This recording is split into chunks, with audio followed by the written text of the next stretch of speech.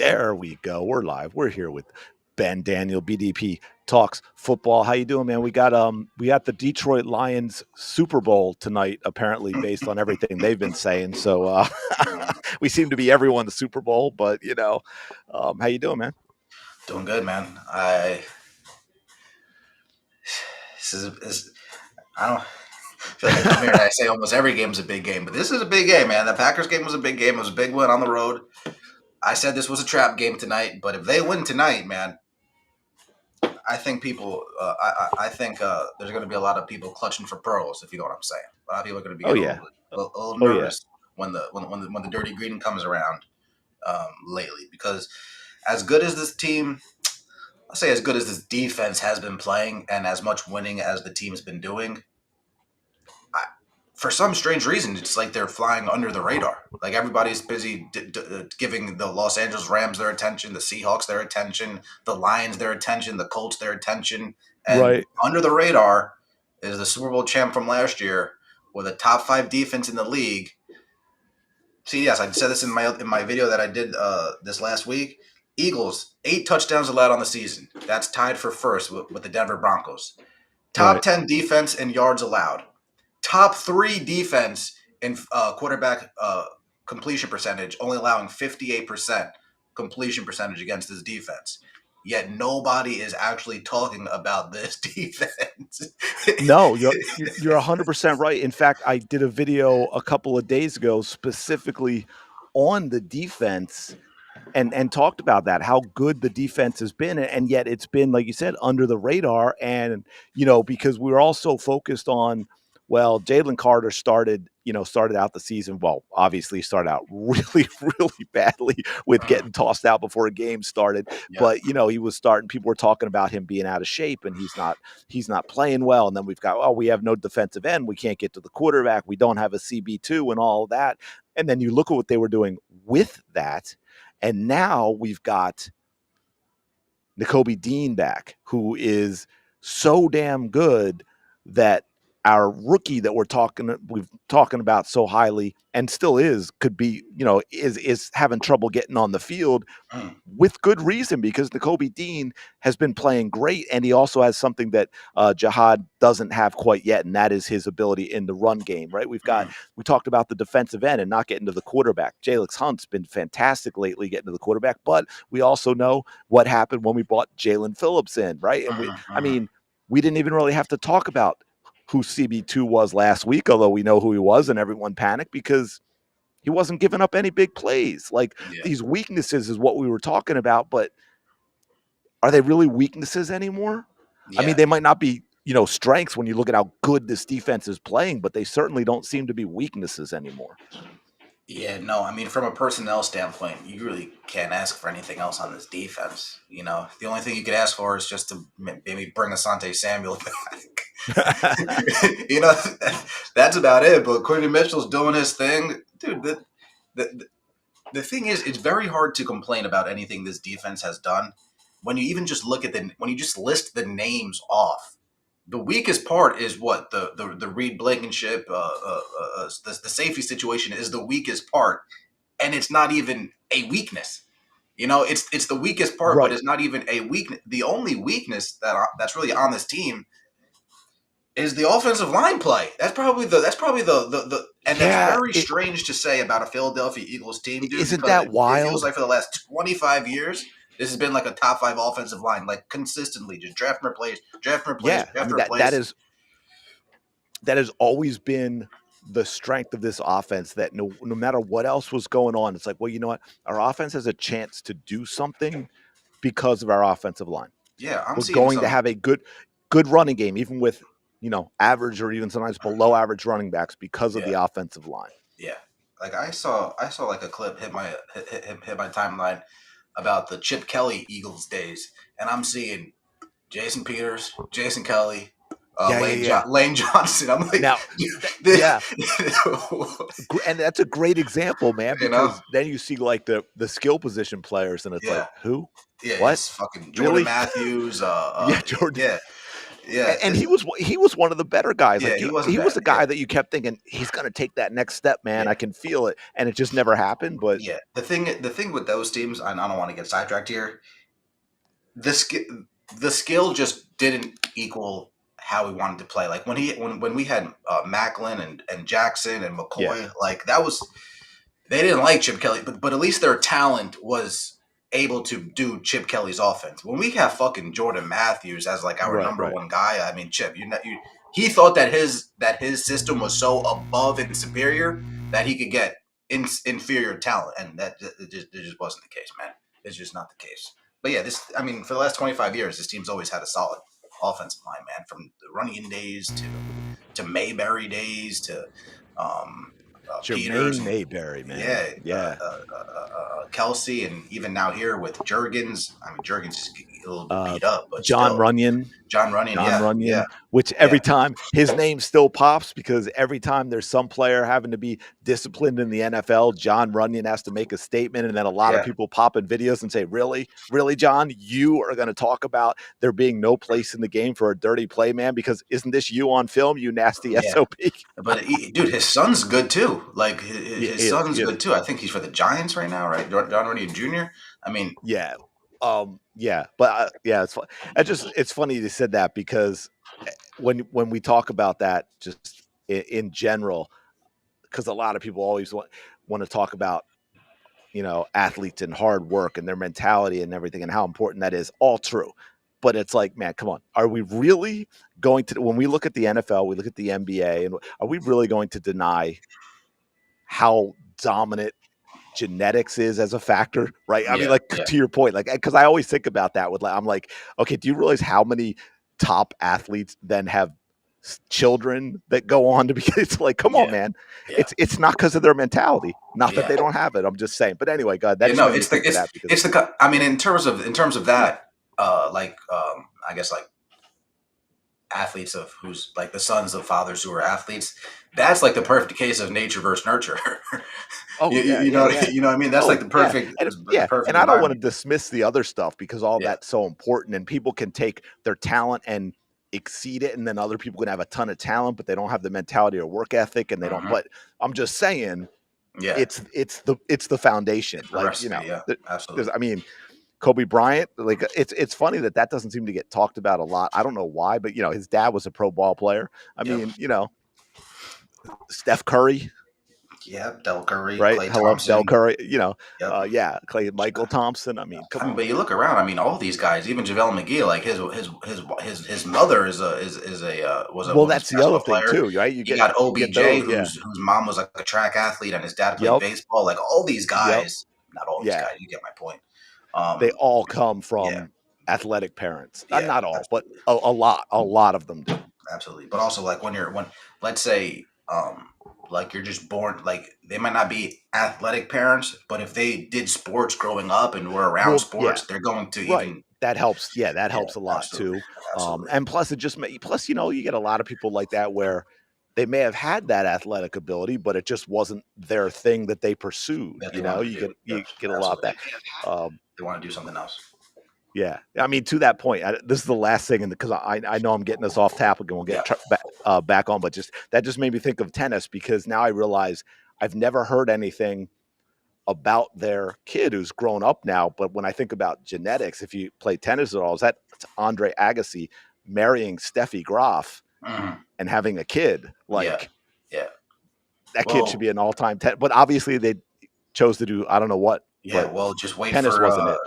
Trinity Rodman and Ben Shields, Mm, Blake Shields. Wait for that guy oh to, my, yeah, dude.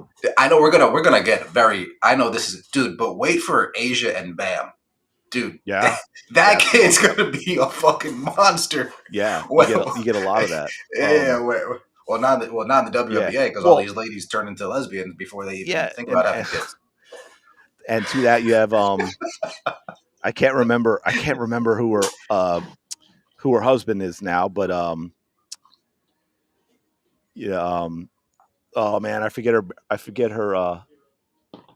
What? Mallory Swanson, the US Oh, women's national team soccer player. I think her husband's I believe he's a pro baseball player.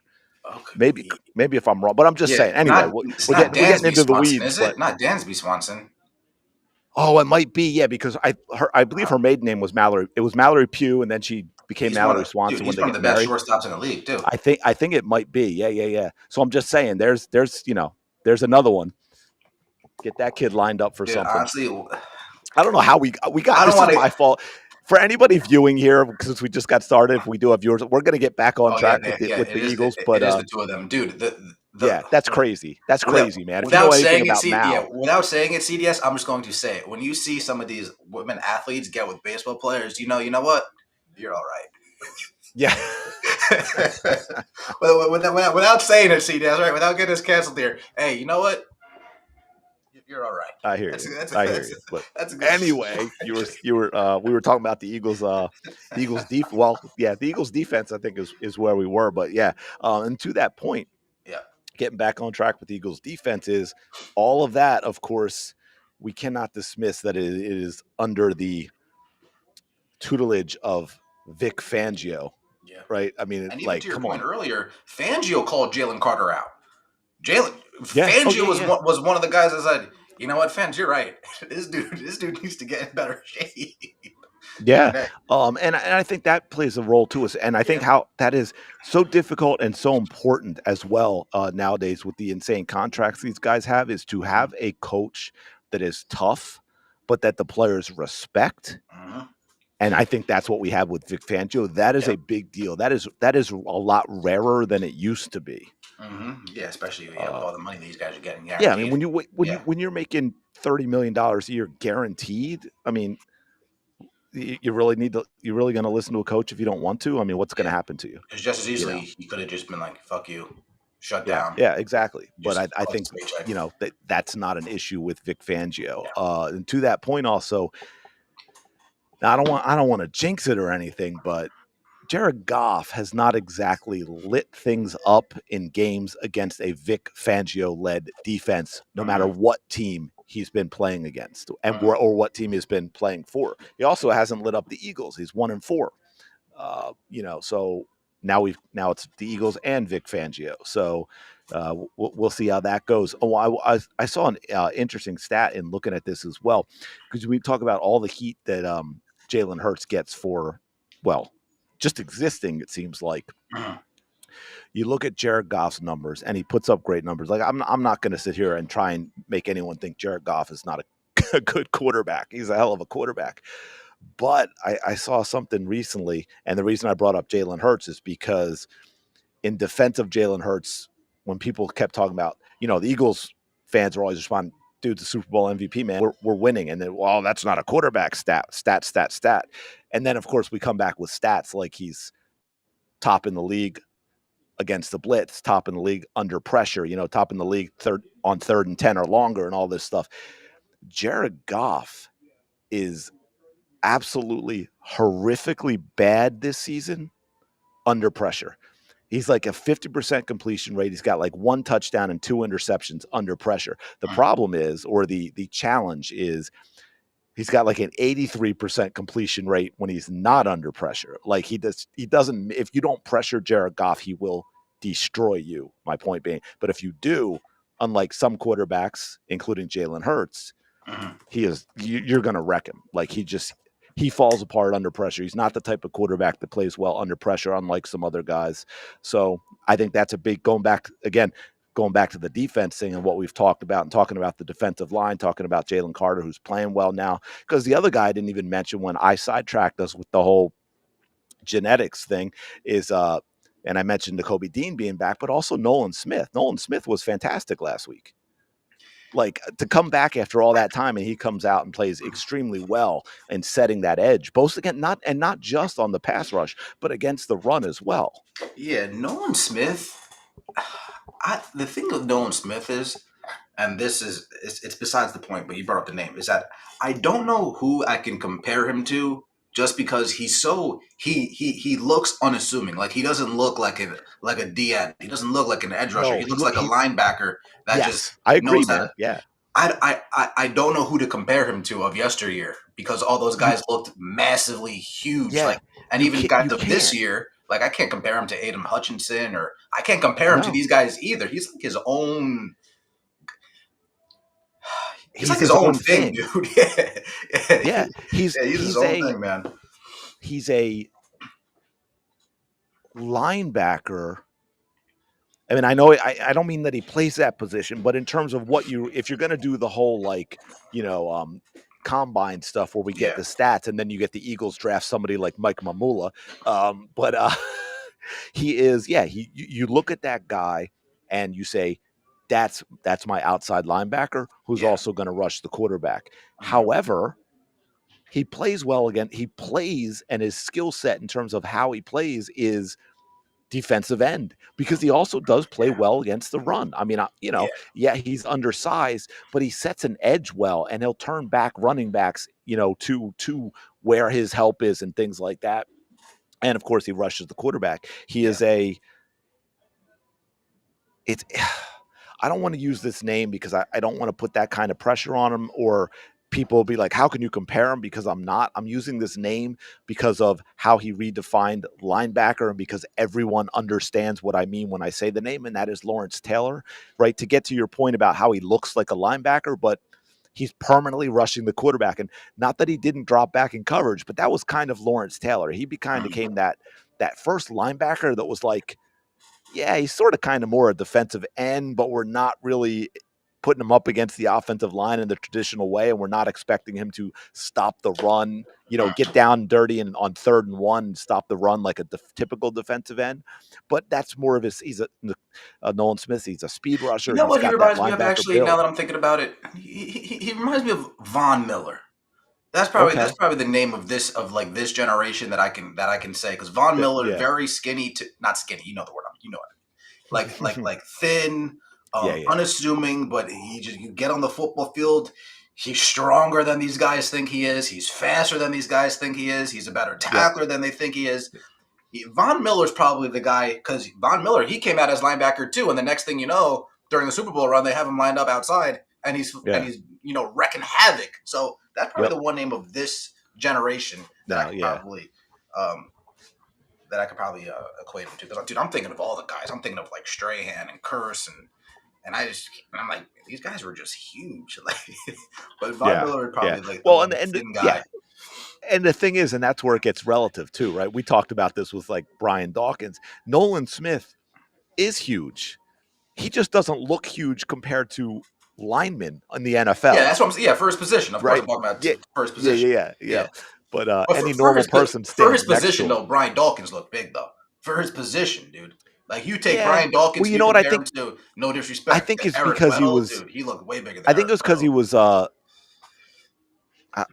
He wasn't short, but he was shorter. Yeah, You know what I mean? Like Brian yeah, Dawkins was a stockier. He almost, speaking of the whole hybrid thing, he was almost not quite maybe, but almost more like looking like a linebacker than a safety. yeah. No, in today's game, he's outside linebacker. Yeah, In yeah, today yeah, today's could game, be. he's outside linebacker. Yeah, They're not even gonna give him the benefit of the dude. But I've been a safety my whole entire life. Dude, you're outside linebacker here. Imagine how yeah. many dude. Imagine him in today's game just fucking running sideline to sideline. Holy shit. I'd love to watch that, Oh, man. dude, imagine Ed. We're gonna get sidetracked real quick. Imagine Ed Reed, somebody who actually studies the quarterback and stuff. Imagine how many picks this guy would have playing safety. Him and Palomalo. It's like, guys. All right, let's continue. CDS. I'm going on a tangent here. Now I got to get back. I got to get back on track with what we talked. Oh, okay. I got to bring this. I got to bring this up because we've talked about this lady before, but she's really, you know, just and that's Rossini. Diana Rossini out at it again, man. Mm-mm-mm. You know, with this nonsense, and it's true that this has been. Someone pointed out that this is the type of thing that happens when and they're kind of throwing Nick Sirianni under the bus with this, where it says, you know, these attacks on Jalen Hurts in terms of what he cannot or cannot do and his limits and so forth, and people being unhappy, seems to come out when Nick Sirianni may not feel completely secure in his job, and because this isn't the first time, but yeah, but you probably saw this. Diane Rossini came out again, and you know, with this post, and of course she did yet another article.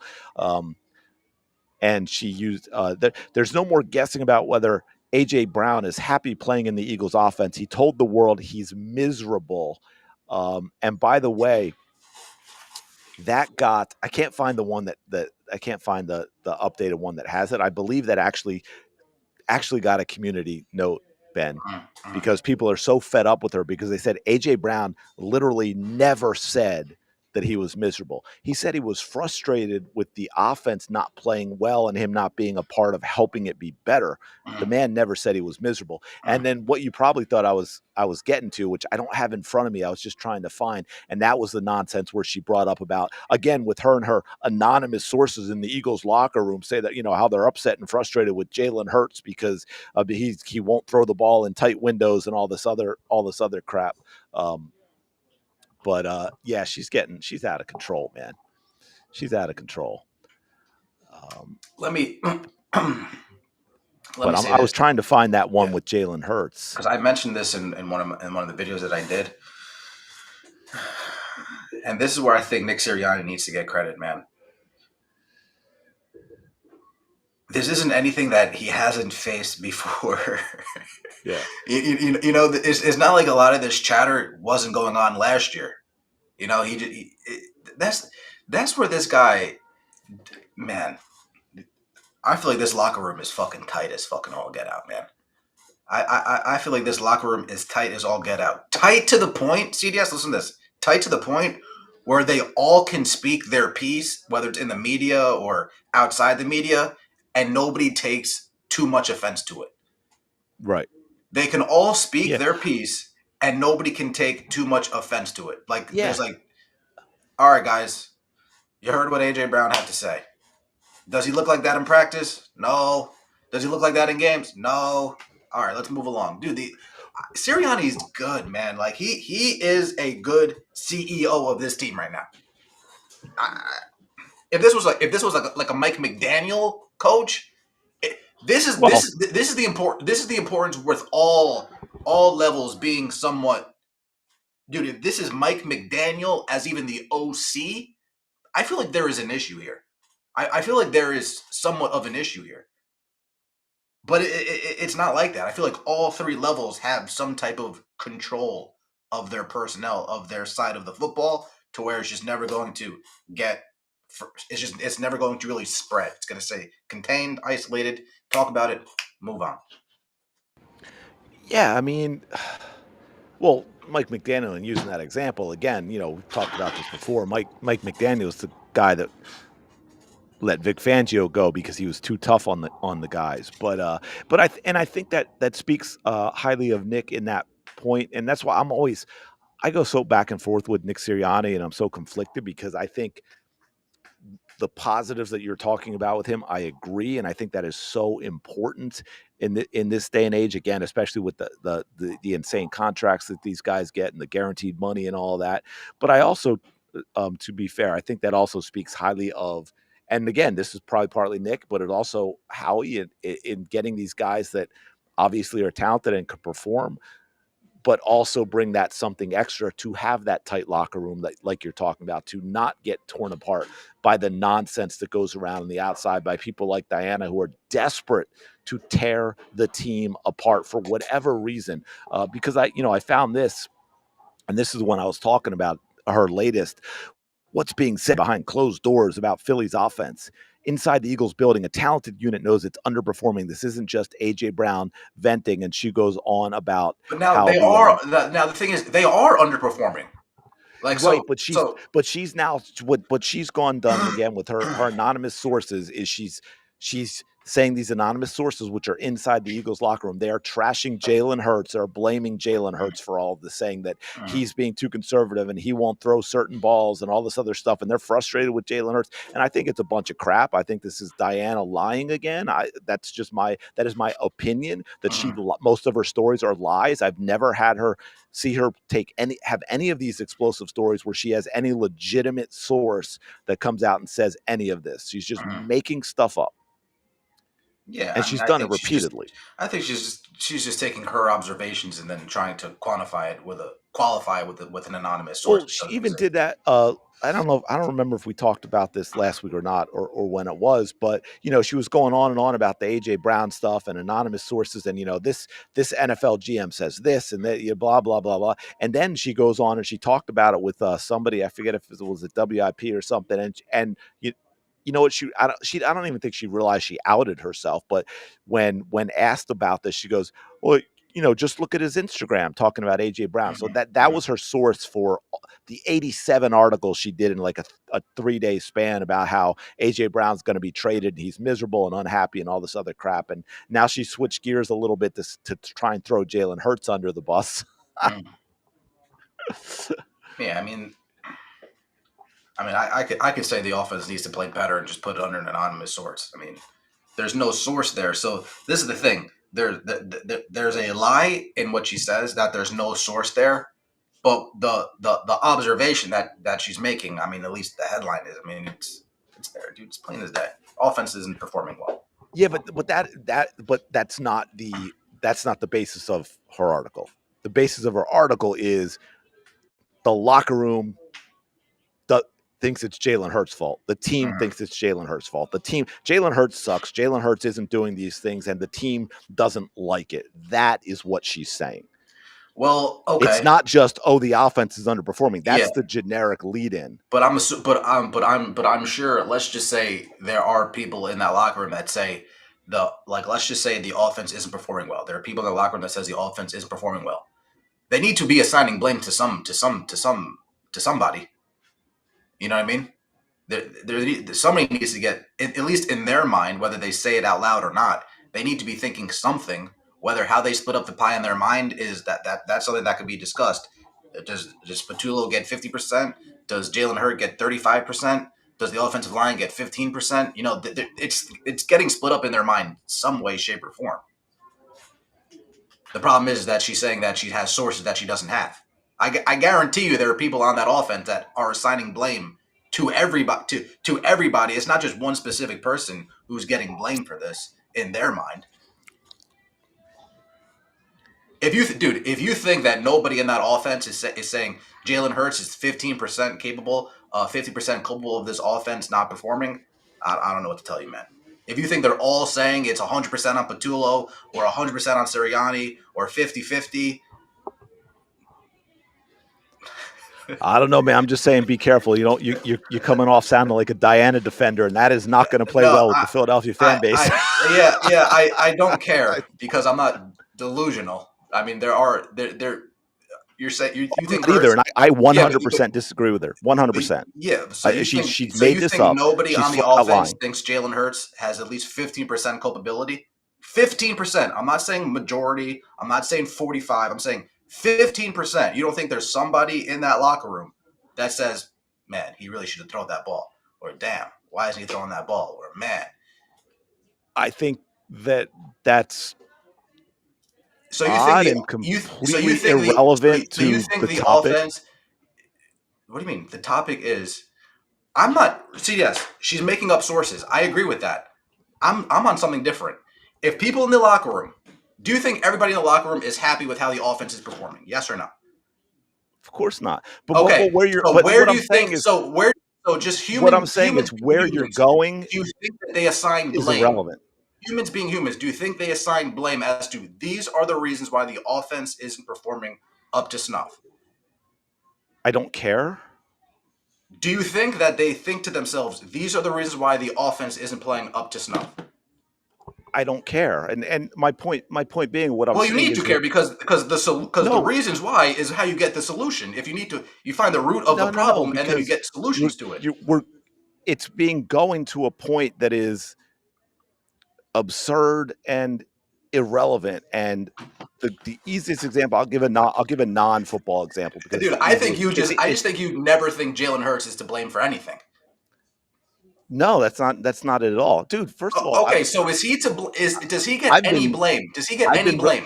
it's it's irrelevant because you're completely missing the point. It's absurd, it's stupid, it's delusional to say. And I'll give you a great example. That's like saying, "Hey, do you think anyone ever on the Chicago Bulls or the Los Angeles Lakers didn't like a shot that Michael Jordan or Kobe Bryant Yes, took?" yes. The Yeah, answer of is course, yes. right. But my point is that's stupid. Like like what is the conversation there? What is the point being made? That is like so beyond absurd. I'm not even going to try and wrap my brain around that. Okay, okay, And that's where Diana is. She is not saying that somebody somewhere at some point didn't like a pass that Jalen Hurts sang. She is saying that the locker room is saying the blame for the offense underperforming is Jalen Hurts. okay.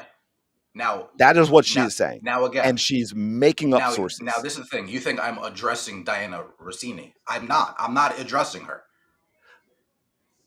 I don't. Right, I but don't what care I've what she already said. just said is right, and that's what I just said to you. I don't care where you're going because it is equivalent to what Okay, I so just so I said don't care what she said. about You don't care where I'm going. Let's move to the next topic then. my point being just like it's If you absurd. don't That's care the what I'm point I saying just and I gave. don't care what she's saying, then let's just move to the next topic. Neither of us care. She's making up All right. sources. I don't care.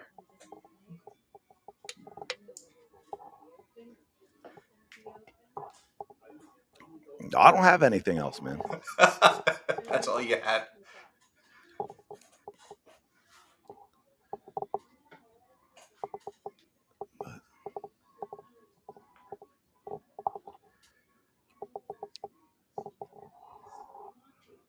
Rose must be sleeping in. Yeah, well, I mean, I got it over here on my Ben Daniel podcast one, and then I have the stream on my personal one right now. I only see 3 people watching here right now, unless you have it on your computer as well. Um, you don't wait. Say that again. I missed that beginning of that. I have 2 streams open right now, and it's only showing 3 people watching. Yeah. Well, yeah. And isn't here, but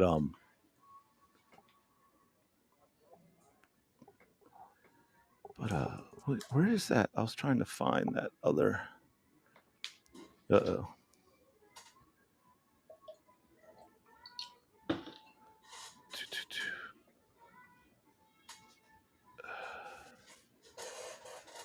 Oh, I can't find what I was looking for.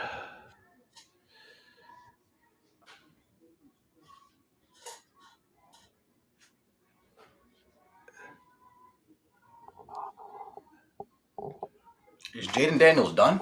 Is he like out for? They got Marcus Mariota in the game. Well, He's still out with that ankle injury. no, Jalen Daniels is out with the elbow injury. Oh, when he got hit and he fell on Yeah. his ankle. Oddly enough, I think they said that did not require surgery, Okay. which is wild if you saw that video. It like bent back on him. What's that? It hyperextended on him when he fell down on Yeah, him. when he hurt that elbow, I mean it looked like it went back completely the wrong direction, and then I saw something that he didn't need to have surgery, but I'm trying to. Yeah, it's a dislocated elbow, which it says many initially believe might end the season, and then they're saying it's not as bad as it was first believed. He avoided ligament damage and does not need surgery. Back by week 13, they're saying. That's only a Back couple like yeah, weeks away. which is what? What are we, week 11? That's not that far away. No, because the Commanders, they're winning their game right now. So I mean, I still think that again, knock on wood, I think the division's done with. I think we have the division. I think this team right now just is playing for home field advantage, and that's why these. I mean, we got shafted with the schedule. There's no denying that. This has been damn near a murderer's row as far as the schedule is concerned, man. The Chiefs, the Rams, the Bucks, the Packers, the Lions, and the Eagles have come out unscathed for the most part. The Eagles have, dude, you can see the separation in the division based on how well we're performing against these teams and how bad the rest of the division is performing against these teams. There's a clear separation. There's a clear gap between the Eagles and the rest of the NFC. But we're fighting for home field advantage right now. This You Lions mean game is with the going to be. NFC? You mean that you talking about the NFC East, right? Yeah, Yeah, I yeah, mean, yeah. The NFC East. Yeah, yeah. Well, the Eagles have, yeah. It's kind of wild that they're 7-2 when you look at the schedule that yep, they've had, and we thought about that. We talked about that going into the season as well. They have yeah. one of the, if not the most difficult schedules heading into 2025 that anybody has had, and it's held up with that. Like if you look at the records and the performance of the teams they play, and I forget the exact number, but just recently they talked about the Eagles have like the best performance about against the toughest schedule in the NFL Mm, mm, right mm. now, and that's, like I said, we haven't played the Lions, yet, and Well, if you look at it, we have if the based on the teams that are just hovering over a potential home field advantage, we have the tiebreaker over the Buccaneers, and we got the tiebreaker over the Rams. So the only team left, I mean, and the Packers, the only team left would be the Lions. You know what uh, I mean? yeah, and I have that. Um, Because if we lose this game, we're not only do we have the same record as the Lions, but now they have the tiebreaker over us. So it becomes a potential yeah, home field I advantage I moving have that. forward. I have that in the exact order in my notes: tiebreaker advantage, Bucks, Rams, Packers. Um, but Yeah, and to your point with the Seahawks, yeah. the Rams play the Seahawks today. So Dude, believe it or not, as much as I can't stand them because of the way they've been the last few seasons, our Rams got to best win day that. today is we beat the Lions and the Rams win because we Yeah, have the tiebreaker against the Rams. That yeah, helps us separate a little from the Seahawks. yeah. I saw somebody on Twitter say, um, "I can't believe they're not flexing the Rams Seahawks game on to Sunday Night Football." I'm like, dude, do you? Yeah, Tonight. yeah, yeah, tonight's game. I'm like, dude, do you not see the importance of the game? Why would they ever? Why would they ever do that? I mean, That's clearly that's just someone who doesn't like the Eagles. why would you ever do that? It makes absolutely no sense.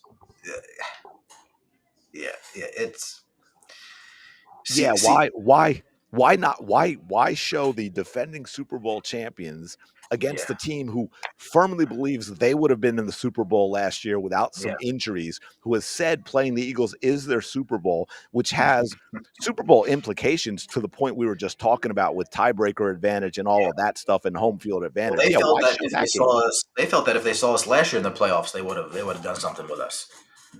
Yeah, So that's what I mean. They were blaming that last year on the on injuries, and they did have a lot of injuries, but that's what happens in football. And so that's their thing is like, hey man, if we didn't have those injuries, we would have played the Eagles in the NFC Championship, and we would have beaten them. That's what they're saying, and this is kind of that game for them. yeah, It's I mean it's absurd, it's because of how they're playing this year. It still is a hugely important game for both mm. teams. Um, Yeah. Now, what you said, what was the number? CDS 53% against the rush for Goff. Yeah, it was something around low 50s if he's under pressure in terms of his Dude, completion percentage with only one TD and two interceptions. But he hearing basically that, doesn't miss without hearing that makes me feel like this game, dude. Again, as long as the offense shows, this could be a rout. Like, as much as it could be a trap game for us, this could be a rout with how bad you just told me Jared Goff is under pressure. Vic yeah. Fangio probably, dude. Well, that's and He's probably he he's struggles against probably Vic Fangio. he's probably drooling right now, Yeah. seeing, man. If I I think this could be like a 31 that is 10 what game.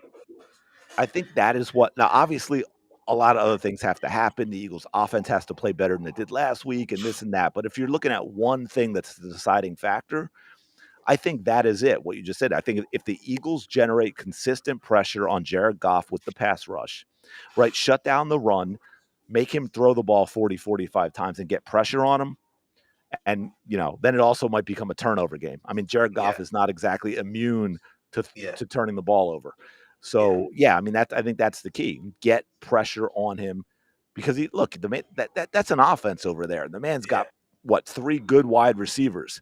But you get pressure on him and he makes bad decisions. He yeah. gets happy feet. He gets inaccurate.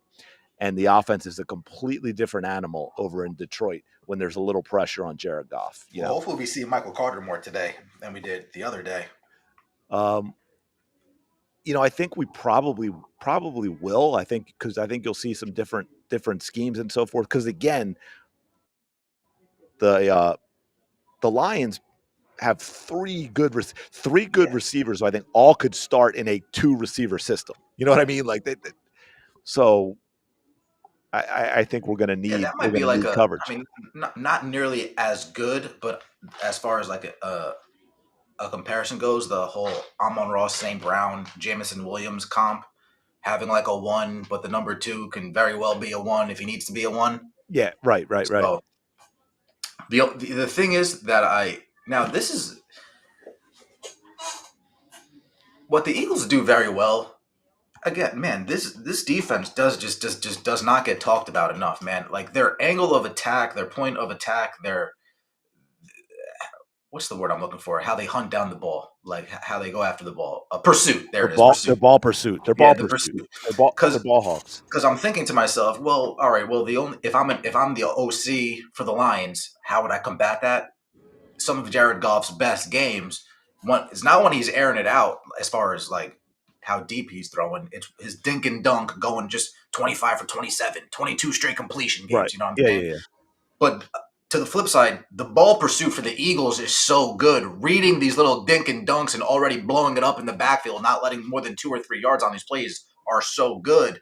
Oh, it's huge. That's yeah. Not giving up those yards Yeah, after catch on those yeah, short plays designed to basically they're basically running plays. yeah. I think this game is just can we put up 21 points? We put up 21 points, it's over. Yeah. We put up 21 points, it's over. Um, yeah, man.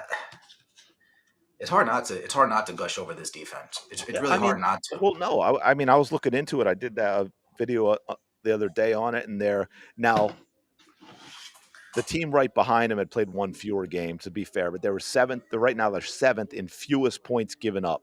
So we'll even say eighth, okay, because they'd have Mhm. to get a shutout because who they were tied with played one less game. But we'll see. So top 10 in points allowed, Mm. and that was when we kept talking about how they need the CB2 and they need a defensive end, and again, the Eagles offense, and to me, this is where we get in a lot into the play calling because of the talent on the team. Even if you say, oh, Jalen Hurts can't do this or can't do that, there's no way this Eagles team should lead the league in 3-and-outs, and yet it does. Which you know what that besides not scoring points, that puts an insane amount of pressure on your defense because one, it doesn't change field position, right? I mean, you're not flipping the field when you're going 3-and-out, and your time of possession is going to suck, which means the defense is going off the field and then they're going right back on the field, and yet they're still top 10 in fewest points allowed. Yeah. And because we know how this sometimes can be a pretty random stat at times, and they can also come in bunches.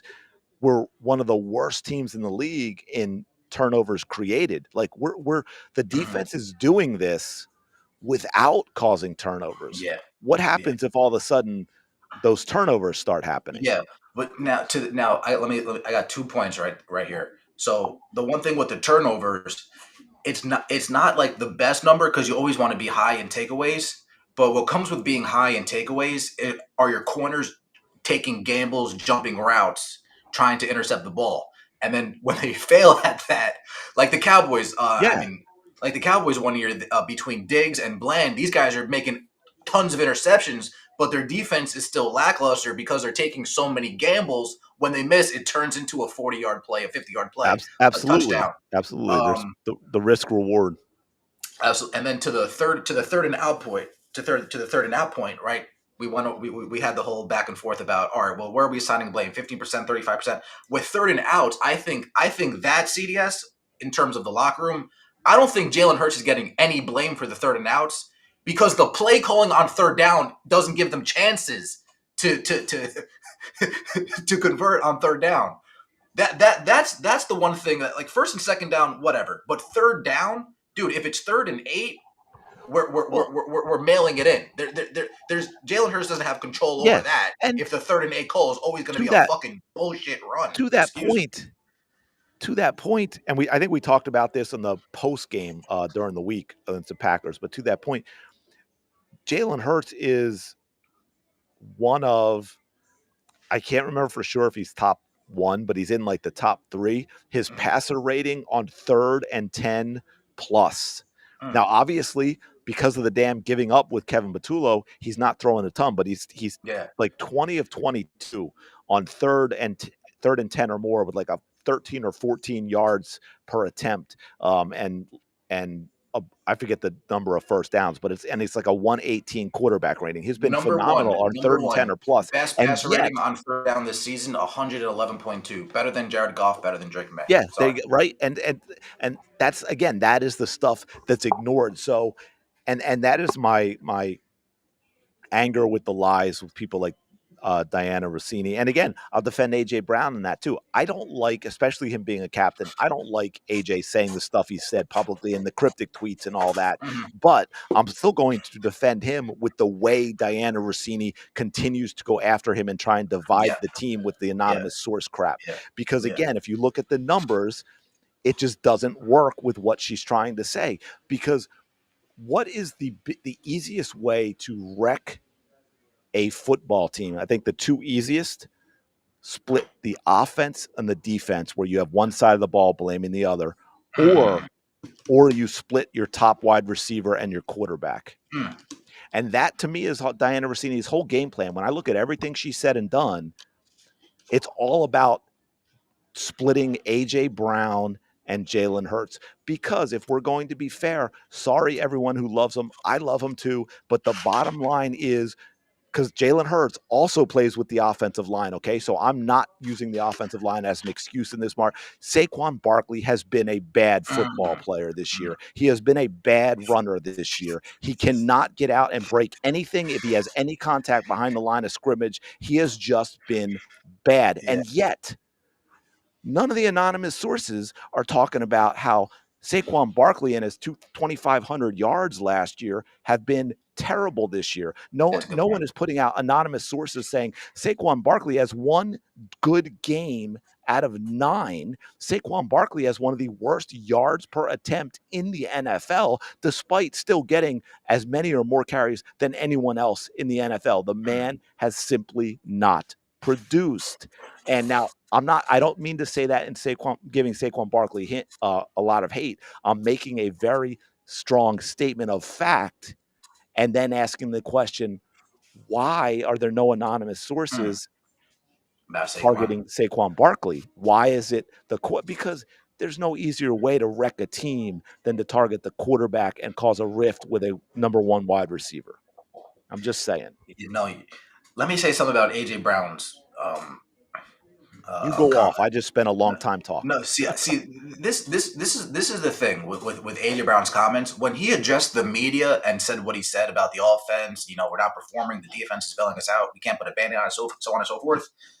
I would much rather that. Like, I would much rather him say that in that format than do the subliminal shit. You know what I mean? I'd much rather do it. All right, right. You're talking to the media, whatever. Right?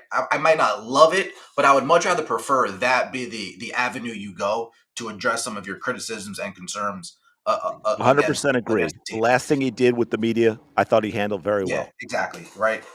That's dude. If he now again, you can't beat it with a dead horse. But if that is how he would be expressing himself, if we eliminate all of the subliminal and cryptic stuff, and we just go to his interviews with the media and him addressing certain things, I don't think there would be as much of an issue or as much as much hoopla around what's going on. That's what just adds fuel to the fire. That what gives people credence to start speculating and making up anonymous sources like, oh, blah, blah. It's like, dude, chill out, man. He's talking to the media. This is the time to say it because he said it in front of the media. Saquon Barkley said it in front of the media. Jordan Mailata has said it in front of the media. Was it Dickerson or Johnson? Lane Johnson, I think, has said something like that to the media about the offense, and AJ Brown was just saying it again. You know, the two people, Jalen Hurts and Sirianni, again, this goes to the leadership qualities of both of them. Jalen Hurts, he pretty much said, "I'm not paying any attention to it. We're moving on to next week." Did you see that? Yeah, I did. Yeah, I he's did. like, And to, yeah, go ahead. "Go ahead, go ahead, go ahead."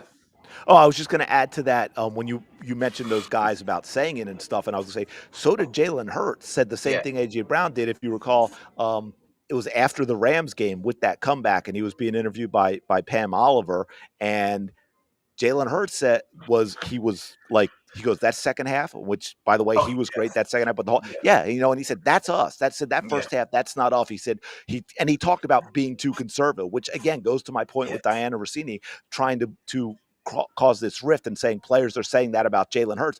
Well, hell, Diana, Jalen Hurts himself said the offense was being too damn conservative. So if Yeah. that was him, why would he say that?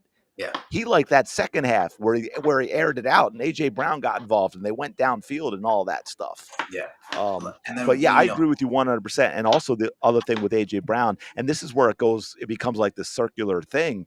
AJ Brown gets frustrated. He's like, "Well, why should I say this to the media? Because then you're all going to take it out of context and you're going to run with it, which of course is what happens." Mm. Instead of taking what he actually says and just reporting on it, you want to cause problems by twisting it, which is Yeah. again what Diana loves to do. Yeah. AJ, just don't do the Shador Sanders sign language mime shit. Just speak your words, please.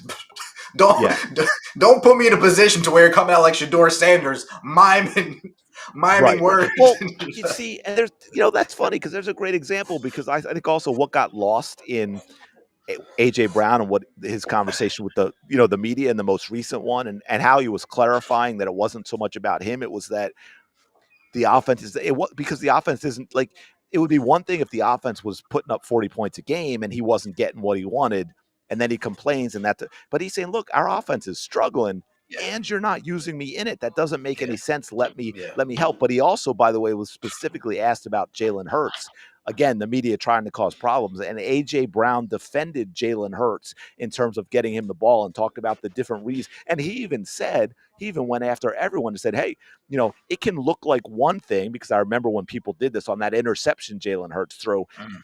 and everyone screenshotted. It was like, oh, AJ Brown's wide open. Forget that Jalen was throwing to his first read and had already released the ball before AJ Brown was. But AJ Brown even basically addressed it. He said it can look, people out there screenshotting stuff that have no idea what they're doing, and it can look completely different with the reads than what you see from one single screenshot. He was so again, Diana. My point being, what you're putting out there is a load of crap Yeah. because you have players like AJ Brown on the record defending the quarterback. You have Jalen Hurts himself going after the conservative play calling. So why would people say it's Jalen Hurts? Like it's absurd. But go ahead. Yeah. And then I was saying, following those comments, how Jalen Hurts addressed the media and said, "Dude, if we keep talking about this, we're just adding to it. Like, let's move on. I'm already focused on this next game." Yeah. That's the right way to handle it. Sirianni saying, whatever he says out loud is not the guy that I see in practice. He comes to practice, head down, works hard, comes to games, head down, work. Like, you can't handle it any better than that. You know what I mean? Like, Yep. you just can't you just can't handle it better than that. And it's that again, man. Like we might not like his decision to put Patullo as OC, but when I see how Sirianni handles that, like it's up there with the other top coaches in the league. How I would expect them to handle that. Yeah. That's how I would expect McVay to Yeah. handle that. That's how I would expect Reed to handle that. It's not how I would expect, Yep. I mean, he's not a coach anymore, but Brian Daboll to handle that. That's not how I would expect Aaron Glenn to handle that. That's not how I would expect Right. Schottenheimer to handle that. That's not how I would expect some of these other coaches to handle that. But Sirianni, he just understands. I think he just Yeah. gets it. You know what I mean? Like he just gets it. I think. Yeah. In And terms of being on top of and to the that point, roster. one more defense of AJ Brown. Although, again, I wish he'd stop the social media stuff, but truly a wide receiver one who is what everyone like Diana and all the other media have said AJ Brown is does not make the effort to block downfield for Saquon Barkley the way AJ Brown did. Because by the way, that was the game right there, right? Two plays in a Yeah. row. Yep. The big gain to Saquon Barkley and then the dagger to Devontae Smith. And AJ Brown was a big part of the Saquon Barkley run with his effort to get downfield and block. And a wide receiver who has checked out, who doesn't want to be here, all that stuff does not do that. Yeah. Randy Moss does not do that.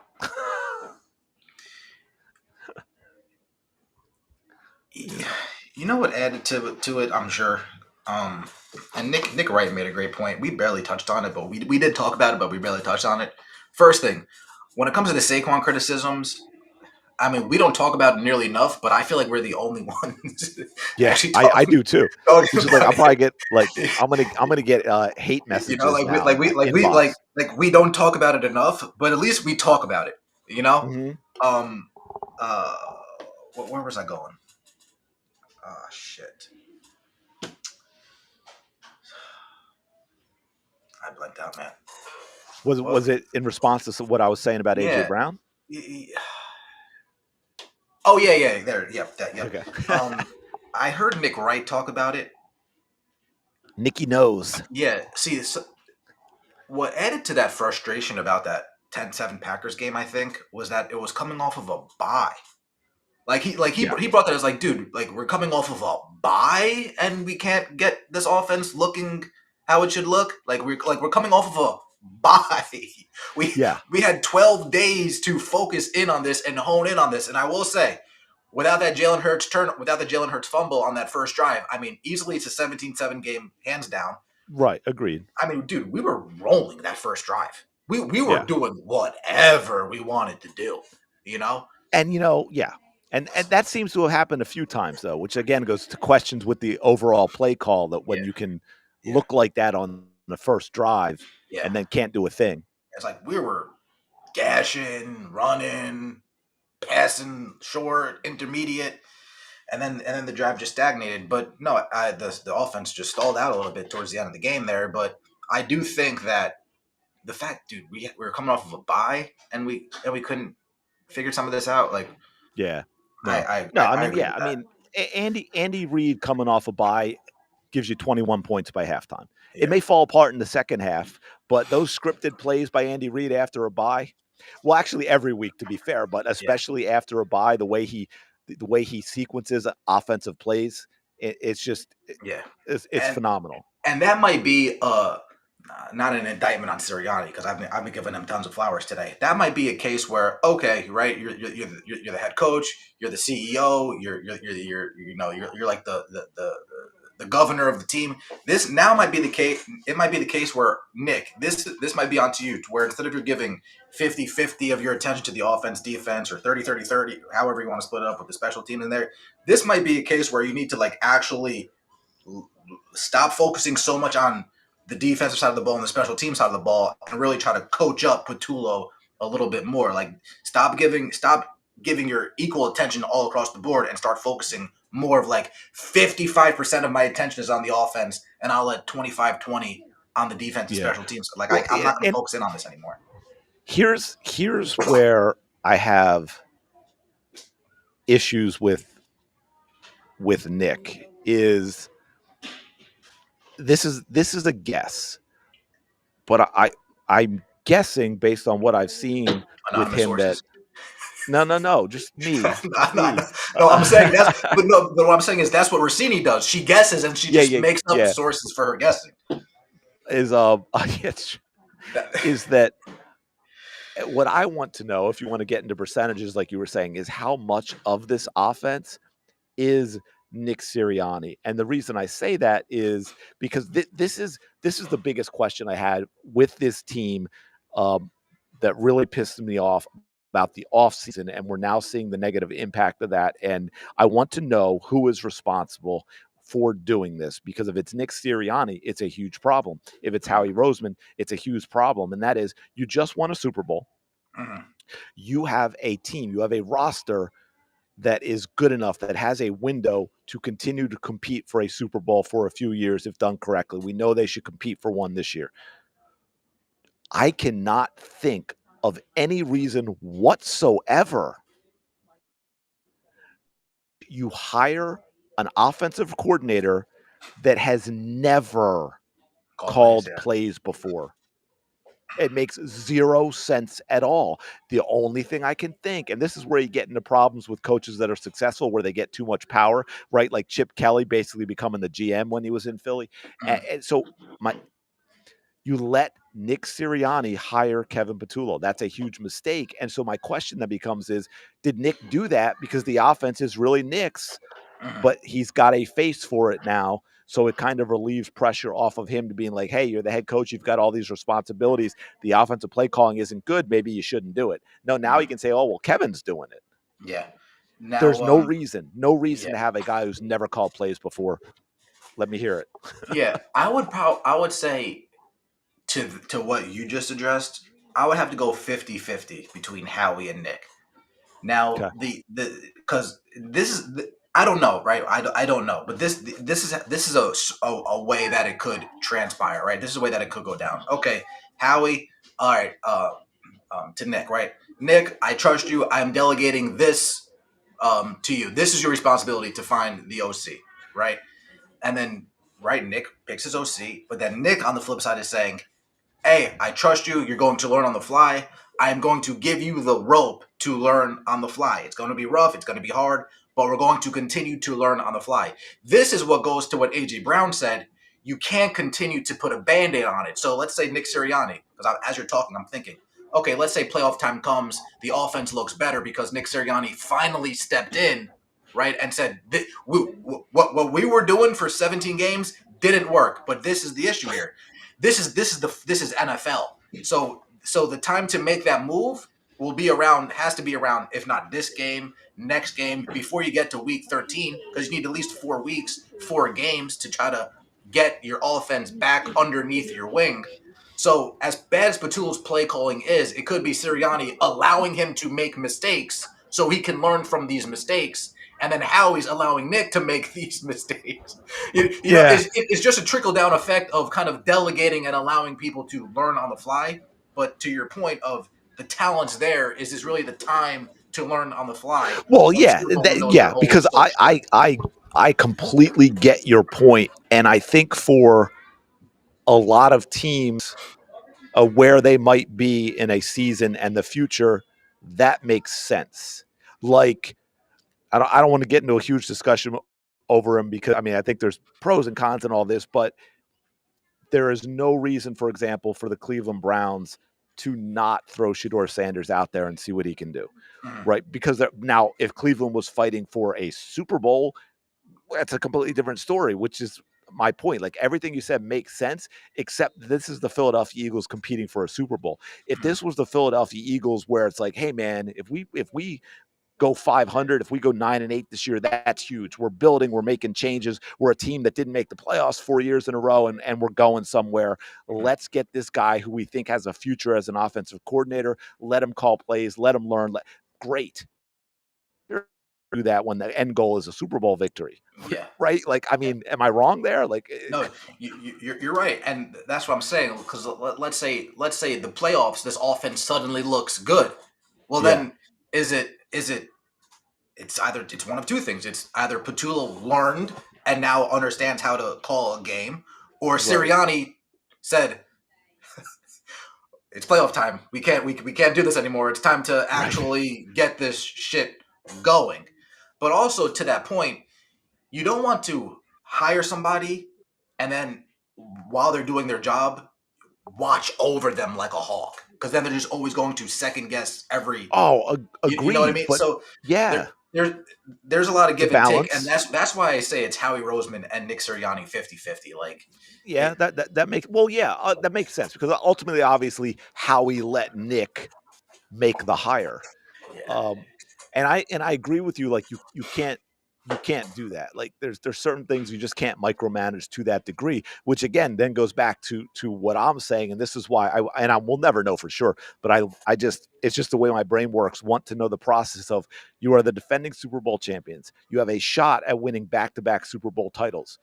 I cannot think of a single reason why you hire an offensive coordinator who has never called plays before. Mm. Well, what was I this guy before? What was he? Was he quarterbacks coach? what yeah. See, now this could also be the case. It could have been Jalen. What do you think about this guy? Like, do you think do you think he's ready for it? Do you think he's capable of it? Now, I'm not saying that's the deciding factor. I'm not saying that by any Right, means. right. But I it hear what you're had to saying. be. He gets 0% of this. I said 50-50. I'm with the pie. I'm with the pies today. But I'm just saying, like, it's all a conversation that these guys are having. But I think it's Howie and Nick, and CDS, nothing would make me happier than week 19, I guess, coming off the bye week after we get home field advantage. Nothing would make me happier than this offense just humming, just Oh, humming. yeah. Well, So yeah, it's and yeah, we need what I really want to see is an entire game of humming, right? Because yeah. again, we've seen flashes, we've seen entire halves. We have yet to see a game. I mean, which game was it? I think what was it? I think it was the perfect game where the over 300 yards with the perfect passer rating. I think where we just Vikings. came out and like, was it the Vikings where it just looked like a So completely different offense in terms of play calling, in terms of play mhm. design, in terms of play sequencing that we had seen up to that point. And then it was like, oh, look, see what we can do? We're going to go back to the crap that doesn't work. Yeah, yeah. I mean, right? I mean, like, It's like, oh, you that's how guys I are feel a lot, like they're talking to the right? fans. Oh, you guys are excited about what we just did. Yeah, forget it. Yeah, we're gonna say the hell with that now. Like is Yeah, that's what I'm saying. It's like all the fans were like, "Wow, holy crap, what is that? I love that. That looks great. Where are these plays? Keep doing that." Yeah, yeah. no, we're And not then gonna then we're then not they gonna go screw back to you. it. Yeah, What are you talking yeah. about?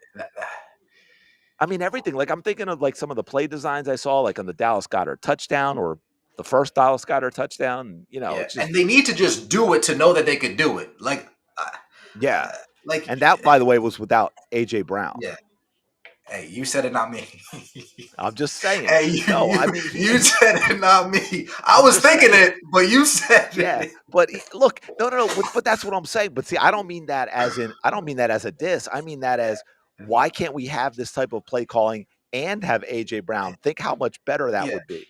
Let me say something because we've been touched on the AJ Brown targets thing. The AJ Brown forcing targets to AJ Brown. I'm looking at his targets when I was doing one of these videos, and there's only been 3 games where he hasn't really been targeted like a good number of times. There's really only 3 games in there. You got Yeah, the 3, you got the 1, and then I think it was like a 4 or something. But everything else was like 6, 8, 9, 10, 6. It's like, dude, there's only dude. I even have it well, right here because I did actually, dude. I forget what video yeah, it was. I that's actually did a little bit that's of a deep dive. So Hertz is averaging 26 pass attempts per game, right? AJ Brown's averaging 6.75 targets per game. He's averaging nearly 7 targets per game. And then Smith, he's averaging a little over that just due to AJ Brown missing a game. So we get between the two of them, they're accounting for 55% of the targets of Jalen Hurts. I mean, guys, right. there are Yeah, other people on this team, but right. you guys are Other getting good, other yeah, good offensive good job. weapons, Like right? you guys aren't. Dallas It's not. Goddard. Yeah, exactly. It's not like you guys aren't getting a majority of the targets. So Yeah, that's I just something I mean was looking. I was like, of the amount of passes he things in attempts, there. how many does he really look at AJ Brown? Oh, AJ Brown gets nearly 24% of the targets. So you're telling Yeah, me 1 out of every 4 balls is going towards AJ Brown? That seems pretty good. there's a few things there in this day and age in the NFL. 26 pass attempts is not a lot. So, but there's a couple reasons for that. One, it's not just that we want to focus on the running. Again, it also goes back to the fact that they lead the league in three and outs. Well, when you're going three and out all the time, you're not running a lot of plays, which means you're not throwing the ball a lot, which Mm, means AJ Brown's not making a lot of catches. mm, Now, the other thing, the uncomfortable part of excuse that, me. Mm. and I looked into this a little bit, and I'm mixed on it. I don't have a definitive answer on this, but I have questions, and that is AJ Brown isn't necessarily getting open Yeah, the way AJ Brown has in the past, and so it's not just the play calling. It's not just Jalen Hurts isn't getting him the ball or Jalen Hurts isn't a good quarterback. It's also because the flip side of that again is Devontae Smith's doing okay, and people say, "Oh, well, AJ Brown's out there." Yeah, yeah, but AJ dude. Brown, and that does help, but also AJ Brown having Devontae Smith helps as well. Yeah, Uh, you know, to where a lot of people are starting to say, "Is AJ Brown the number one? Is yeah, he the dude. number? Is he the wide receiver one?" Yeah, we talked about this last week. It's like it's not like the only routes AJ Brown runs are the only routes AJ. No, Devontae Smith has run the same routes, but he's the guy that decides to stop running and find the hole in the zone. He's the guy that decides to instead when he has an option route, instead of turning it into an out, he turns it to an in. Let me Yeah. say this to what you said about AJ Brown not getting as open as much, because we've also seen him take plays off. We've seen it. Yeah, we have. The thing is, right? It, this is also a question right here. Is he taking plays off because the play calling isn't good and he's not getting open, or is he taking routes off because he's defeated because every time he runs around he's not as open as he usually is? Yeah, right. You know, Both. it's like you're always going into the lane and Victor Wembanyama's swatting it, right? Well, Yeah. eventually you're not going to go into the lane anymore, right? If you're running a route and you're getting locked down, but it's even more of a mind mess with because you're never used to getting locked down, then you're like, oh, Yeah. all right, let me just go And to you the know road there. his two long touchdowns were both set up by Improvising. and arm direction from Jalen Yeah, Hurts. yeah, Both of them. yeah. It's like, Um, so I mean I don't think AJ Brown all of a sudden fell off a cliff and he isn't a great wide receiver anymore, but I do have questions about how open is he or is he not getting yeah, as well, which plays a role too, because you can't tell me that the other defenses have decided we're 100% not going to let AJ Brown get deep, but we're okay if Devontae Smith gets yeah, deep and scores a touchdown. yeah, Like, yeah. He um, didn't have that type of season last year to where even you can make yourself think that. You know what I right. mean?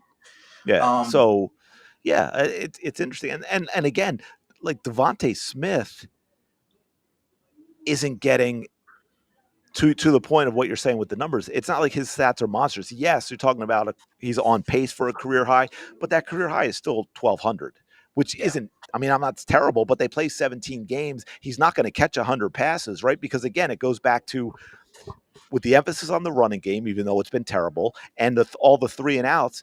We're only throwing the ball 26 times a game. To your mm, point, being okay, well, if you, even if you have a phenomenal completion rate, which Jalen Hurts does this year, you're going to complete what 17 of them, maybe. mm, mm. Okay, now you got to split that up between AJ Brown and Devontae Smith and Dallas Yeah, Goedert and Saquon Barkley, and maybe for some reason now we're throwing to Will Shipley. There's not a lot of catches in there yeah, for anybody. yeah. But now again, just because you brought his name up, that could be Patullo trying to find out what works. Because we've seen more Will Shipley in the last few weeks Yeah, yeah. than we saw in the beginning of the season. So it's like they're trying things out. It's just we need to try a little harder. Well, and to your point with that though is also okay. We saw uh, Tank Bigsby and the Yeah, game he had when he got let me some go away from carries, that. and then Yeah. the very next week he gets 3 carries. The very next week off a bye, which just adds to the frustration. Let me say something about the 20, because you said 26 pass attempts, not a lot in today's game. I agree. Let me just add to that. That's so, and this, I don't want to give credit here, but I do want to say that this is actually a positive that this team does that other teams don't do, because our running game hasn't been good, right? Because our running game hasn't been as good as what it's been. So many times when teams' running games aren't good, they just abandon the run entirely. And the one thing I Yeah, can say about this team is that even though it's not going, they don't abandon it. They're like, you I know I what? agree. We're just I gonna, agree with you. you know what I mean? We're just gonna keep chugging it out. It's not gonna, but we at least need to keep the defense honest enough that they can say, "Oh, this is gonna be a run," or I'm not sure what's gonna go on. So often, teams' running games just flounder in the first quarter, and they just say, you know what? Now we're gonna pass 35 times the rest of the game. We're gonna give Jalen 40 attempts. The one thing I do like about this team, and it's frustrating because it's the running game's not as good, so it is frustrating to a certain. Is that they just don't abandon it. Their plan is their plan. How they want to play is how they want to play, and you got to beat them at it. You got to beat them at it. No, I yeah, like no, that. I agree with you. I mean, you definitely don't want to be one dimensional. I think the Eagles and what they did last year with Saquon Barkley, I think that has a little bit shifted how the league looks at things because and this is why they got him for what they did, because the game had changed so much. The teams were like, well, we don't need a number one running back. We just need a couple of guys who can do okay. And I think some teams now have kind of maybe reevaluated that, and when they see the impact that it's had with the Eagles, that yeah, you know what, even in today's NFL, being able to run the football matters. Mhm. And so, I mean, I'm with you that they not abandoning it is Let me just great. You say don't want that to just become because you let me touch on that just because you brought it up. Sorry to cut you off, CDS, no but go. a lot of people bitch and moan about how the NFL style is today, and they want to go back to the old days or at least the 2000s. This Eagles team is that type of team. Like they're not the I'm just gonna air it out all game. We're not gonna play any defense. This is the team that's no. We're gonna play tough defense. We're gonna run the ball when we want to run the ball. We're gonna pass the ball when we want to pass the ball, and we're going to dictate how physical this game gets. This is the team that people have been clamoring for at least a decade and a half. Is finally here, and we're going to talk about the Los Angeles Rams, and we're going to talk about the Indianapolis Colts. It's like, guys, make up Well, your mind. Do you but want to go back to the but good old days, or do you want to stay in the present time? but there's the thing. See, there's the key right there. You're wearing it. The problem is it's the Philadelphia Eagles Yeah, doing it. yeah, If it were, say, the Chicago Bears, we'd mm, be hearing things about how like the monsters of the Midway are back. yeah, yeah, It's yeah, it's giving Walter Payton, Gale Sayers vibes, right? Like we'd be if it were the Steelers, we'd be talking about the yeah. Steel Curtain being back Yep. and Franco Mm-hmm, Harris and mm-hmm. all of that. But it's the Eagles, and they hate the Eagles, so we have to find a way to tear apart what they're doing.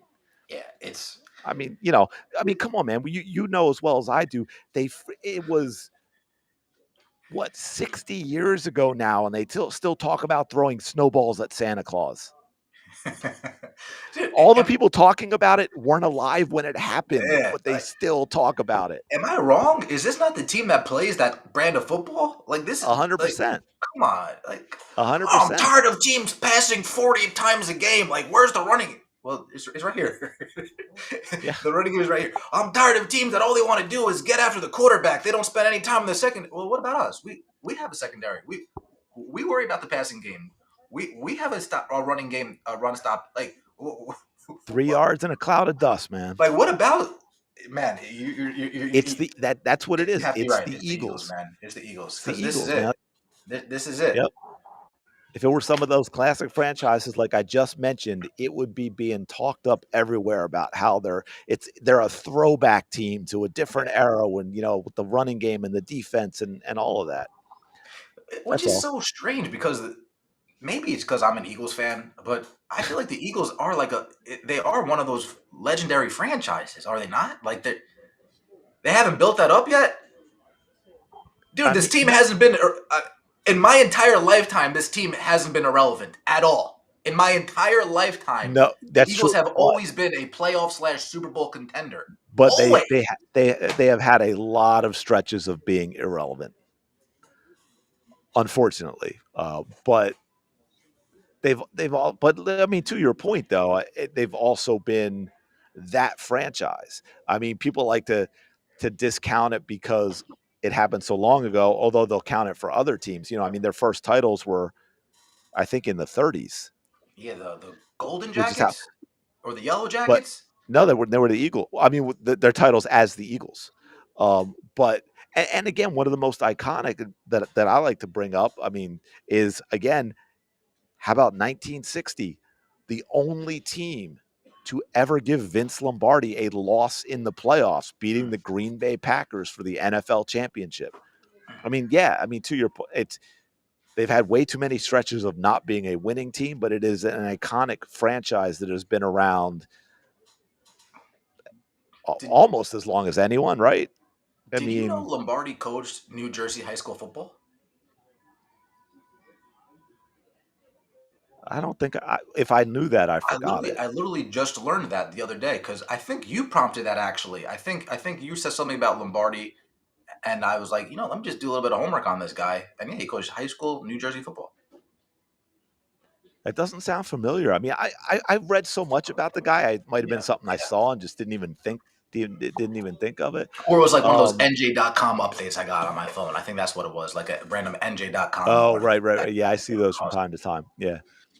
Um, but yeah, I mean, only Vince Lombardi, I think, is what, eight? I think it was 8-1 in the playoffs in his career or something like that, and it was a loss to the Eagles. Back in the day when the championship game was earned by one of the teams and played at home, it was played in Philadelphia. What do you mean by earned? Best record. Maybe it wasn't. Okay, It didn't okay, used to be okay. this neutral site warm weather crap. Oh, the Super Bowl, you're saying? Okay, okay, Yeah, okay. old school. It was, hey man, the Eagles had the best record. That's where Gotcha. the game's being played. Mm, mm.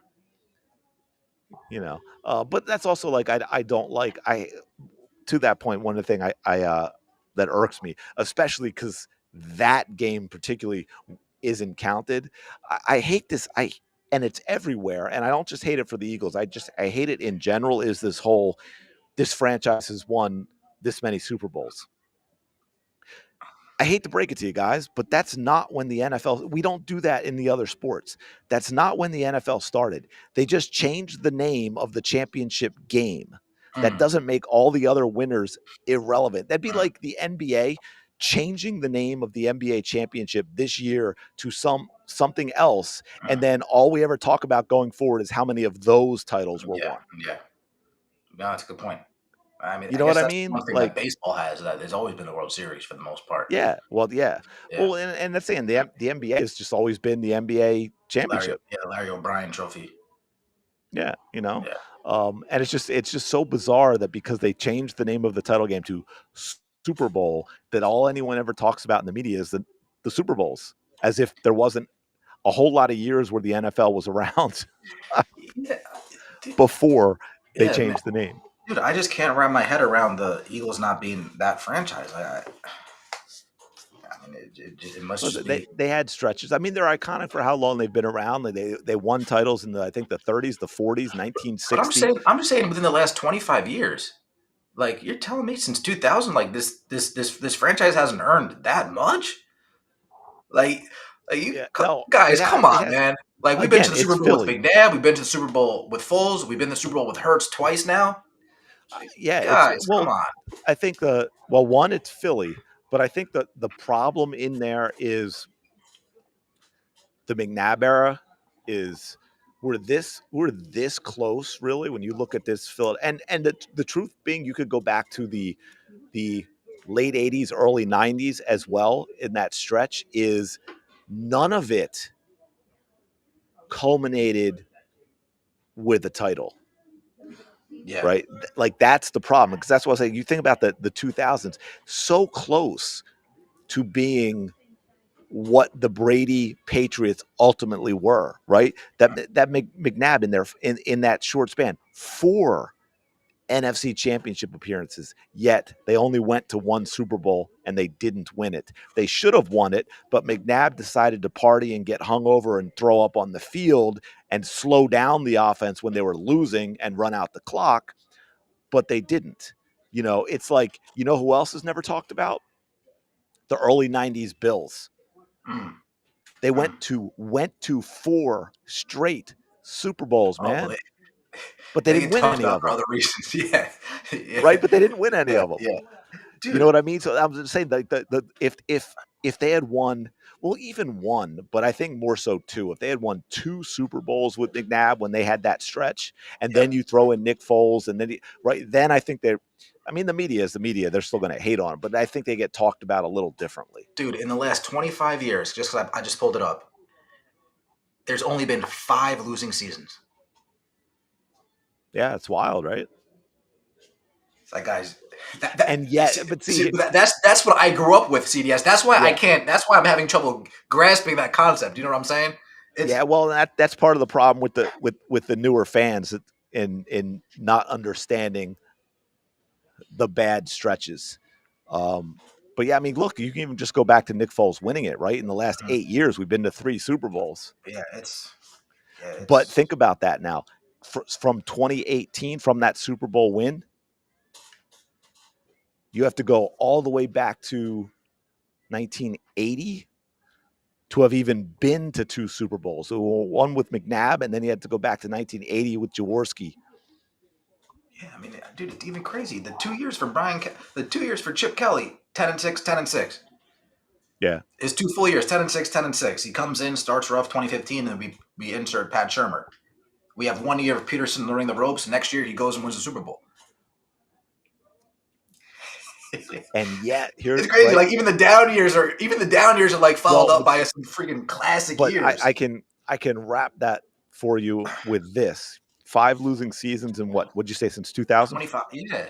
Okay, it was earlier this year that the Eagles franchise had an above 500 record as a franchise. I think for the I first remember you time. telling me that. Yeah. Dude, now this is the Because wild. when the bad stretches were bad, they were really bad. Now here we go, because you're right, because I guess when you're talking legendary, you're talking before, I guess, the turn of the century, I guess, right? I guess you're talking about prior to 2000. Because, dude, success-wise, since 2000, here I am, right? This is I guess a millennial, right? This is millennial Eagles fan talk, dude. Since the year 2000, the Eagles have just been better than the Steelers. Yeah, we don't get the respect that the Steelers get. It, dude, dude, I hear what you're saying, but it's again, just that's where wild to me, man. that goes back to the whole thing we're saying about the media just doesn't they Yeah, don't yeah, like Philadelphia, and they yeah, man. absolutely hate the Philadelphia Eagles It's fans. hard for me to even it's hard for me to wrap my brain around it. But that's just. But you know what? I would rather win more Super Bowls than have the respect of the sports media. Yeah, no, I hear you. Absolutely. I agree. It's just like, man, like what else do they got to what else do they got to do? Have we had the same owner throughout this whole entire point? Because that speaks to the ownership too. I will say that yes, Jeffrey Lurie bought the team in the '90s, Okay. late '90s, early '90s. That speaks Yeah, to him just not being he's been satisfied with anything. he has been one of the best owners in sports, Now, hands down. he's not attached to the Sixers, is he? No, unfortunately, the Sixers Yeah. have crappy ownership. Okay. Okay. The guy who owns the Sixers, you'll love this. The guy who owns the Sixers, and this is why I remember people making a big deal about it. And I think it was last year. It might have even been for the Super Bowl. Like all the Philly teams, the Philly teams have traditionally done a very good job of supporting one another, not just Mm. the teams in terms of the organizations, but the players, right? Showing up to other games, Phillies going to Sixers games, the Sixers were the only Philly team, and I think it was for the Super Bowl championship. It was for that one that didn't tweet out, or put out a congratulations for the Eagles. Well, the Sixers owner, who was absolutely horrible for the Sixers, what team he owns? Washington Redskins. And yes, I Oh yeah, said that's right. I Redskins. remember you telling me that. That's right. I'm I like, remember you telling me just get this, force this guy to sell, please. He's a terrible owner. I mean, I know you don't care because you're an that. Eagles Well, fan, not a Sixers fan, but yeah. he is a terrible owner, And he's and not the it just makes Laurie look that much better. yeah. But And yeah, Laurie's he's not associated to the Phillies, right? Phillies have their no. own guy too. Oh Phillies have wow. pretty good ownership. Phillies have had pretty good ownership. Yeah. Yeah. Yeah. Um, but Jeffrey Lurie is, I will say, one of the best owners in sports. And I mean, he's in a way the perfect owner. What he wants is a winner. He wants to win. He's willing to spend the money to win. And this is key. Mhm. I'm talking to you, Dallas Cowboys fans. He knows that his role is that of owner, and he does not stick his nose into running the team. And to that point, I mean, other than Chip Kelly, he seems to be willing to give these guys runway. Like he doesn't seem 1 year you're done, 1 year you're done, 1 year you're done, Well, new coach you're the done. thing is, yeah, but I would actually say that he also did that with Chip Kelly. And what I Yeah, mean is maybe Chip Kelly didn't have the longer tenure, yeah. but don't forget Howie Roseman got demoted to Mm. give Chip Kelly Oh GM yeah, the role. and control of the roster, which was a huge mistake. But that's why I think Chip Kelly also didn't have as long a leash as a coach, is because it was 100% Chip Mhm. Kelly's roster. Yeah, fair point. Fair point. You Fair know, point. he was given a lot more control of the team.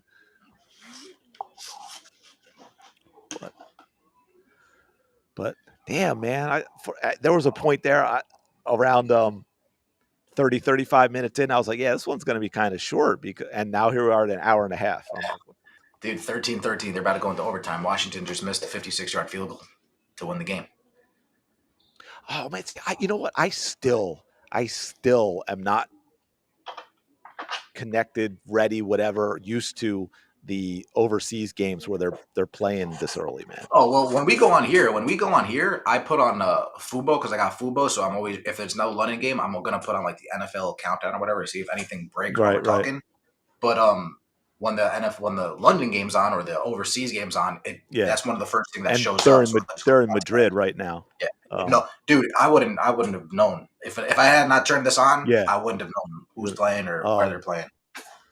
Well, and once you mentioned it, made me think because there's been a lot going around about and you know, New York Giants are probably a great example with that terrible field about the field conditions in the NFL because people were showing the field in Madrid for the soccer team, which is what they're playing on, and how it's put together and how it's used and the heating and the fact that it actually sinks below. They bring it up from below the surface.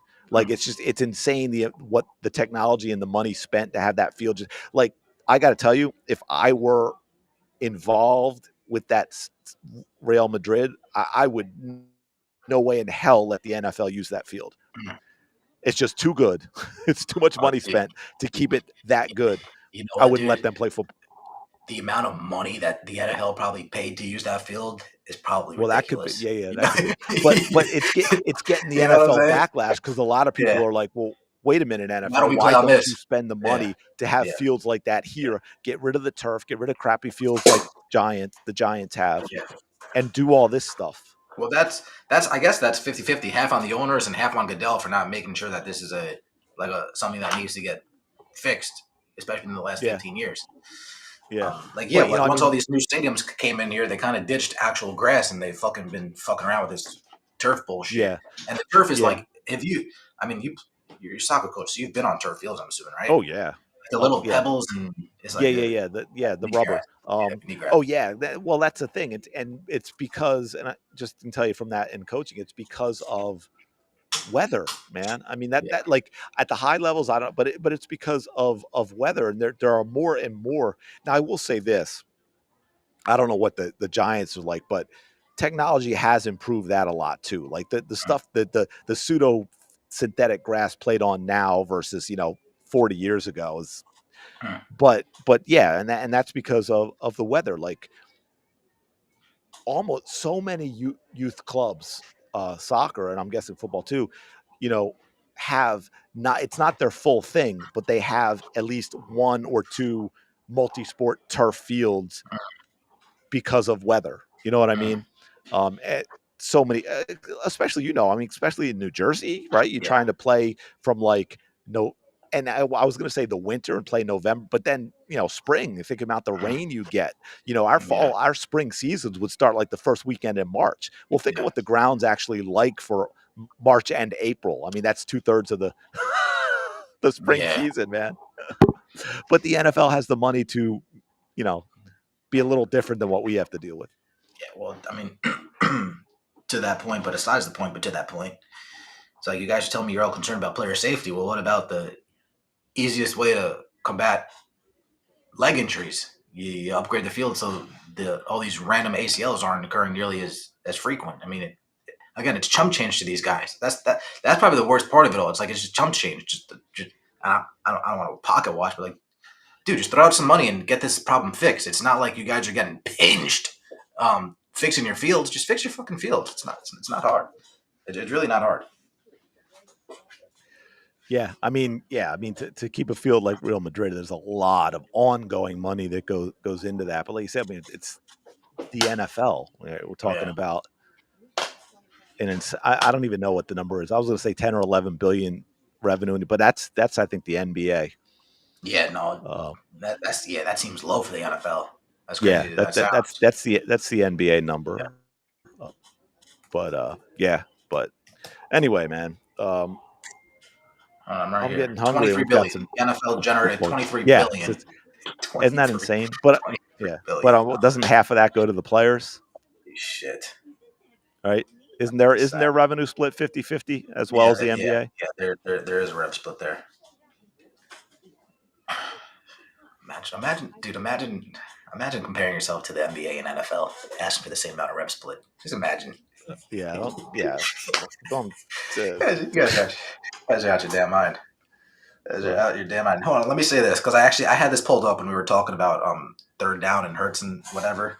Let me pull this up. This is 2 weeks ago, so I'm sure these numbers have changed a little bit. But as of November 6th, right, leading the Eagles 6-2 to the top seed in the NFC at this point, Jalen Hurts ranks first in the NFL in the following categories: touchdown to turnover ratio, passing touchdown to interception ratio, yards per pass on third and fourth down, completion percentage over expectancy on third and fourth down, passer rating on third and fourth down at 123.3, passer rating versus the blitz at 134.5, minimum 60 passes.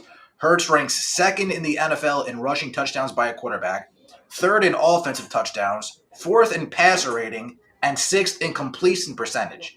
Since 2000, only 5 NFL quarterbacks have produced 20 plus offensive touchdowns with 2 or fewer giveaways in the first 8 games of the season. Jalen Hurts, Mahomes, Wilson, Breeze, Brady. Among that group, only 3 quarterbacks carried a 110 passer rating plus and 70% completion percentage in their team's ninth game: Hurts, Breeze, and Brady. And you wonder why I vociferously defend Jalen Hurts. Let me just say this real Uh, quick, because if his name was Lamar Jackson, they'd be sucking him off right now. Oh, 100%. And that's part of my frustration. It's like, look, man, I mean, if we're going to be completely real about that, critical of things up to through this season, there's no quarterback that's a perfect quarterback. Jalen Hurts is one of those guys who is not a perfect quarterback. Does he have things he can do better? Absolutely. And I think he's got things that were serious deficiencies 3 or 4 years ago that he's worked hard on that are much better now. But, you know, just with what everything you just said, and people are still crapping all over everything he does, I don't have time to be critical of him all the time when he's putting up numbers like that and people are talking about the fact that they're acting like he shouldn't even be in the NFL. And by the way, one of the stats that you said in there that's really kind of wild is the yards per attempt on third and fourth down.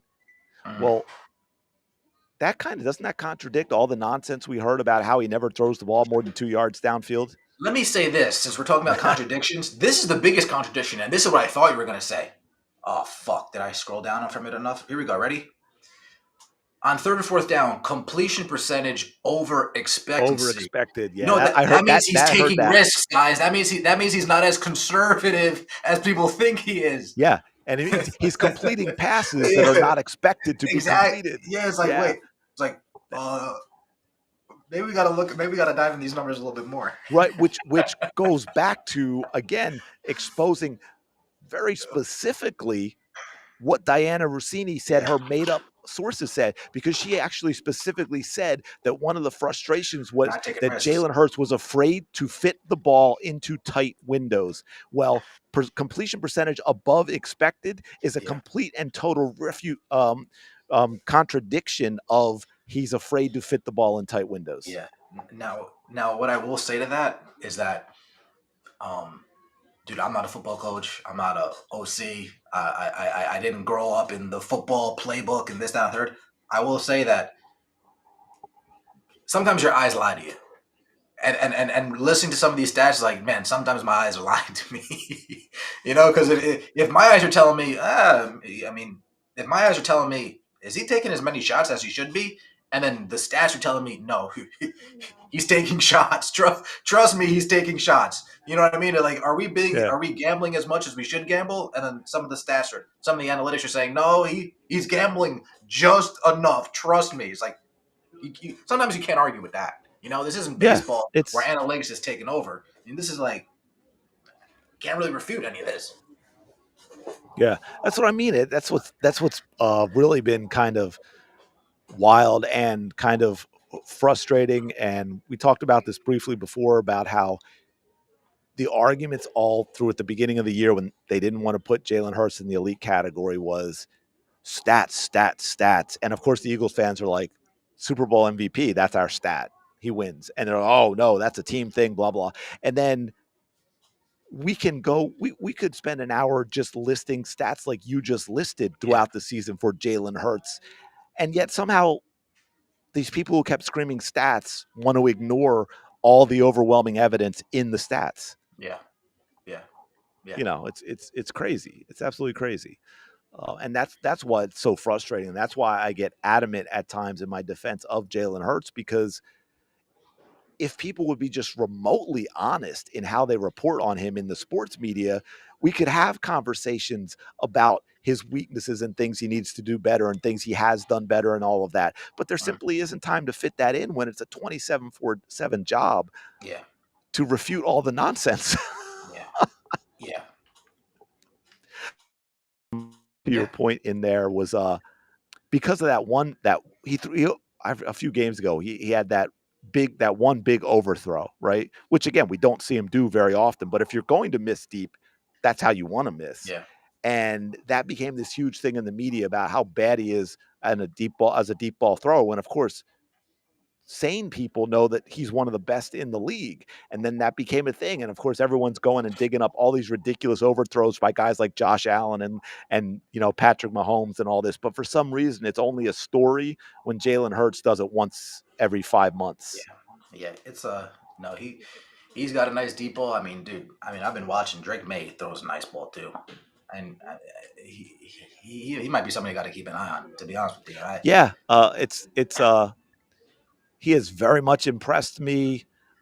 I mean, the good, not bad, but the positive, negative on that, and which I'm curious to see. And obviously, he's got a phenomenal coaching as well. Yeah. And they I won't say they've played nobody, but they have the weakest schedule in the NFL. Mm.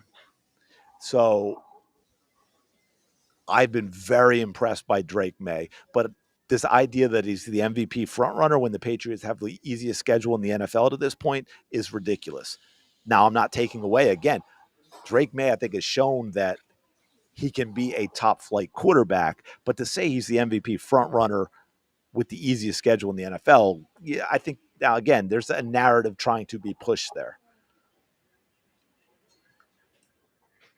Yeah, no, I'm just looking up their Oh game. yeah, I figured you were looking up. And no, you're absolutely right. The Buccaneers and the Bills are their only two like real wins. Yeah, they lost to the Steelers. Yeah, right? I mean, Look at the other teams they played. Look at their records. Yeah, they lost to the Giants week 3. Holy shit, 42-10. That was week 3, but still, yeah, the other team that they played. I mean, the Vikings, the Commanders, the Raiders. They lost to the Raiders. Excuse me. Yeah.